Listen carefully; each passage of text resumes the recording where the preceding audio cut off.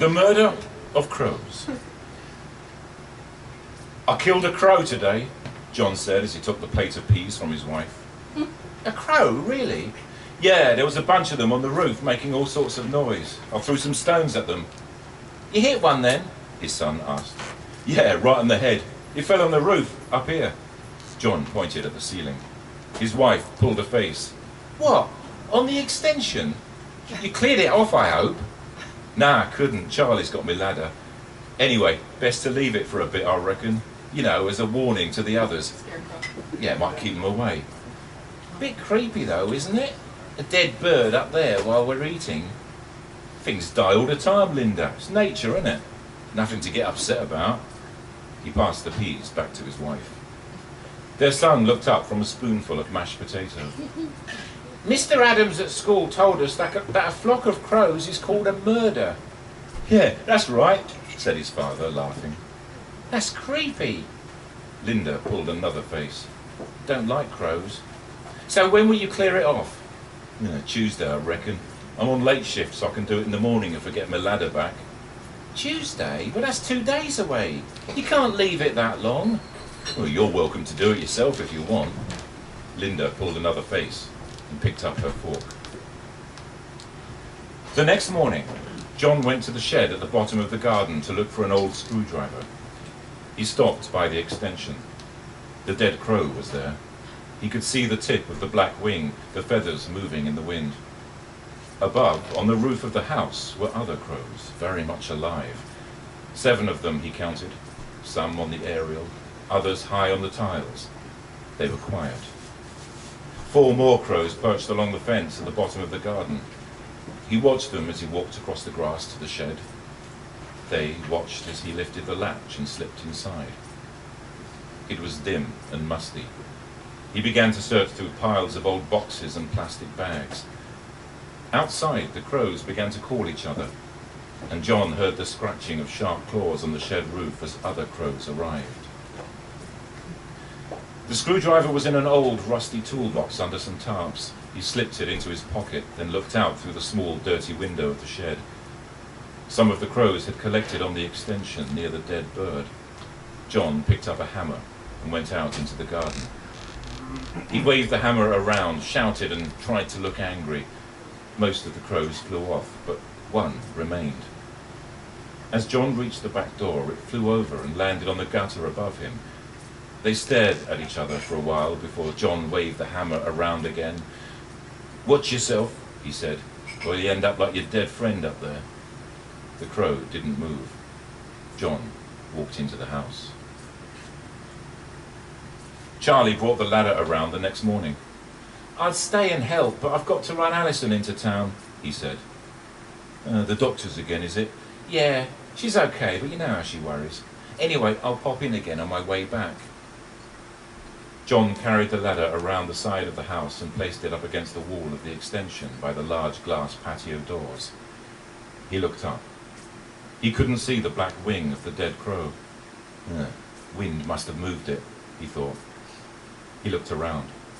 There were no birds. He picked up a roll of bin bags he put down earlier and tore one off. He then put on some heavy work gloves and stepped onto the first rung of the ladder. He heard the caw of a crow. It landed on the shed. Another flew down and settled on the fence, then another. Come to watch, have we? Said John. He climbed the second step. A crow passed close over him, then flew up and landed on the aerial.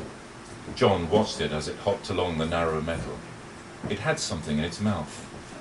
It lowered its head and opened its beak. A small stone fell and clattered down the roof. It bounced over the gutter and landed on the concrete paving near the ladder. Several other crows flew over the roof and landed on the fence and the shed. Bloody crows, said John, and continued climbing. Halfway up, he was able to see over the flat roof.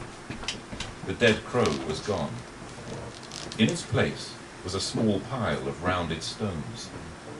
John climbed the last few rungs and clambered onto the roof. He stood looking at the stones. Some of the crows from the shed flew onto the far end of the extension, and the crow on the aerial, the one that had dropped the stone, flew down and landed a short distance from John. its head slightly cocked as it observed him through its black eyes. John opened the bin bag and reached down for the stones. "I wouldn't do that," said the crow. John stopped, his hand halfway to the roof. He turned his head to look at the crow. "Back away," it said. John stood slowly. "Charlie? Is that you?" he said. The crow hopped forward a few paces. "Charlie? You must be mistaking me for another crow. I guess we all look the same to you, right?" "What the fuck?" John stepped back a little, close to the edge. "What's the matter, John?" said the crow. "Is this fucking with your head?" "You're a crow," said John, trying to understand what's going on. "So?" You can't speak. Crows can't speak." "Oh, come on, John, even budgies can speak." It hopped forward. "But it's not about being able to speak, is it, John? It's about being able to think. And that's the difference between us, between you and me, John, being able to think, to join the dots, to see how everything fits together, to understand the balance, John, to know not to fuck things up." Other crows arrived, settling on the roof, the shed, and the fence and the extension. After a brief, nervous pause, John made a run for the ladder. Instantly the crows took flight, throwing up a cloud of dust. He reached the ladder and stumbled down the first few rungs before the bird struck him in the chest and the head, knocking him backwards. He reached out frantically for support, but his foot slipped and his leg dropped down between the rungs. He grabbed the side of the ladder, but it twisted beneath him. He rolled with it and fell hard against the glass patio doors, which cracked and splintered and gave way. He tore through the shattered glass and landed on his back on the carpet in the extension, stunned and in pain, one leg impaled on the fragments of glass that remained in the frame like broken teeth. His arms were cut and bleeding, with tiny spikes of glass embedded like jewels in his skin. The crows flew in through the shattered doors and formed a circle around him. The one from the roof landed on John's chest. It looked down at him with black marble eyes. "Don't move, John," it said. "Stay still, or I'll have to pluck out those delicious soft jelly eyes of yours." Another crow hopped up to his head, a stone in its mouth. What? "Shh, John, don't speak," said the crow. A bird pecked at the bloody, sliced flesh of his leg. John screamed, and the crow by his head dropped the stone into his open mouth. John tried to turn his head and spit out the stone, but his leg dug deeper into the glass teeth of the door, and he screamed again. The crow pecked down into his open mouth, pushing at the stone, pushing it deeper. In agony and confusion, his lungs empty, John took a desperate, ragged breath and sucked the stone down into the soft folds of his throat, where it stuck fast. His eyes widened as he fell silent, unable to breathe, unable to scream. The crow on his chest hopped a little closer. "An eye for an eye. Isn't that what you humans say?" it said.